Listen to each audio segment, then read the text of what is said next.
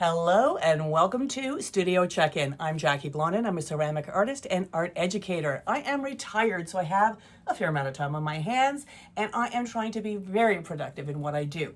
So that is why I'm starting this. I'm hoping to be more accountable to my studio practice.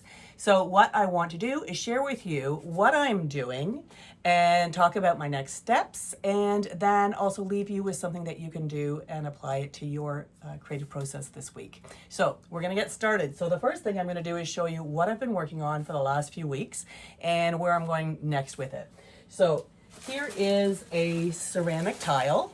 This is focusing on a cedar tree. It's not necessarily exactly like a cedar, although there are some impressions in it that are directly created from a cedar tree that's in my backyard.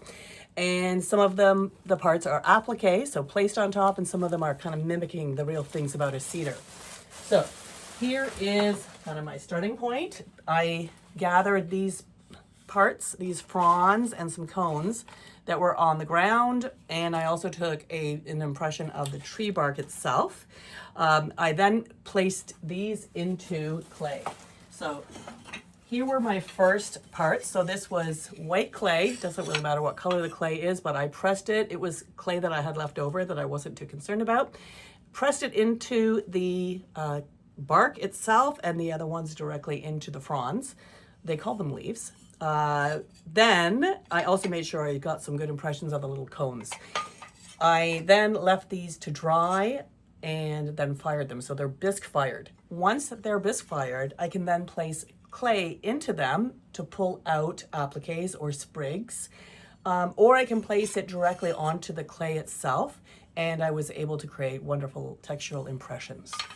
So then, after I did that, I made this piece. And the goal for this is not to be flat. What I'm hoping to have happen in the end is that it is rounded. I'll talk about that more in a few minutes. So my next step was to create more of these textural tiles. So this one here, I tried to kind of arrange it in a more interesting way. I have a few cracks on it, and so I have to be careful with this without pressing too hard downward on it because I don't want to break it. And the same thing goes for this one. I'll just show you the textures on it. So I'm going to be using these against a clay surface to fully capture all of the details. So that's where I was, and now I want to explain kind of where I'm heading. So I am making a prototype for a group project that we're working on at our local guild. We are, there's 4 of us who are making prototypes, and we've all kind of got the same rules. We're all doing things a slightly different shape. But essentially what I'm making is a block. Mine's not going to be a block. It's going to be more of a pointed cylinder. You'll see what I mean in a minute. And we're trying to see how big we can go with the thing. And we're kind of, our max would be 18 inches high.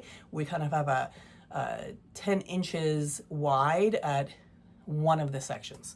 So those are our limits. We have to focus on a tree species, and we're trying to create the feeling of community within it. So we're talking about branches, we're talking about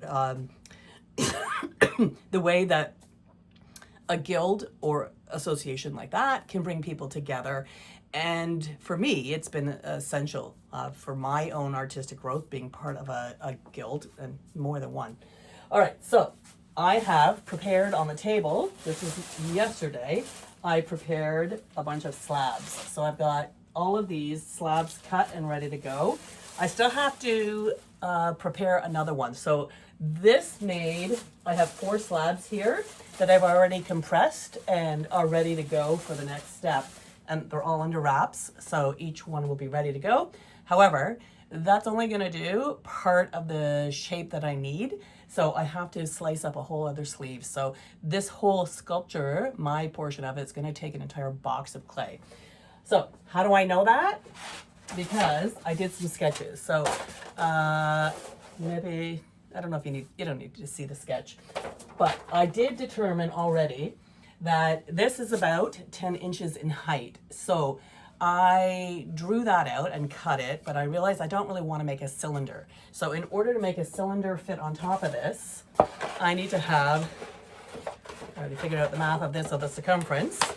I have to have 2 full slabs that are this size to fit around it. But I don't want a circle. What I want is kind of a teardrop shape, because this is going to be the bottom and the top, and I'm going to be working around it.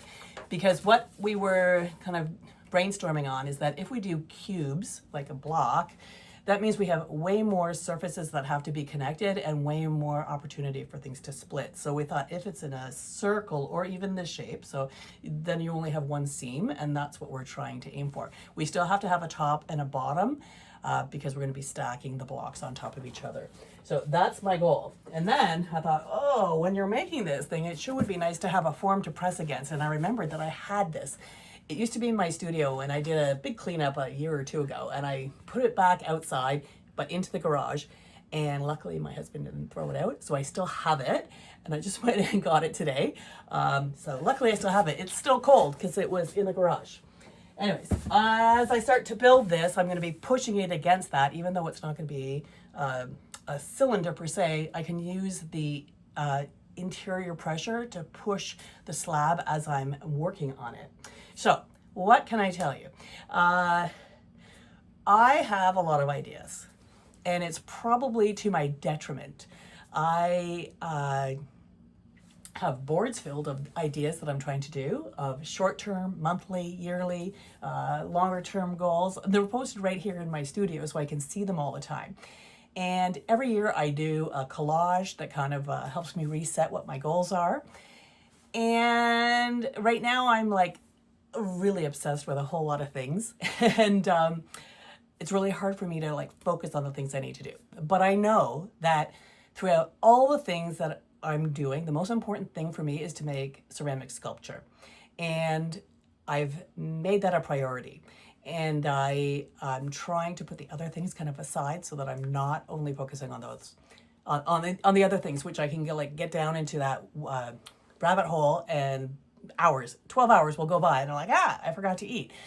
But for me, being in the studio is really a happy place, and I need to keep reminding myself this is where it's the best time. And so my recommendation for you is, if you have overload right now, try figuring out what your priorities are. There's lots of different ways to do it. You can text me, or not text me, DM me through Instagram, and I'll tell you a few of the things I've been doing to try to harness my creativity, but to have it so that I can actually make some progress instead of just continuing to learn. The first mini step that I would say is give yourself that 25-minute time period to complete some task, do something. Whether it is my download, I do have a downloadable worksheet for you where it's actually only 2 minutes, so not even 25. It's called the Creative Reignition Worksheet, and it's a 2-minute task where you're sitting down and you're just spending some time to really think about how you can get yourself back into the groove. Okay. The other thing, the 25-minute Pomodoro time, is where I think the guy who invented it used a tomato, like a timer tomato. I think that's why they called it that. But when I have resistance to completing any task, whatever it is, I go to that thing and I set the 25-minute timer. I start my plan of what I'm going to do. And usually by the end of the 25 minutes, I'm just in it and I'm ready to go. So that's my first thing I would say to you. Do that. But first, do the 2-minute recharge. If you have not been making in a while and you want to get back to it, start there. Great to see you. See you in the next studio check-in.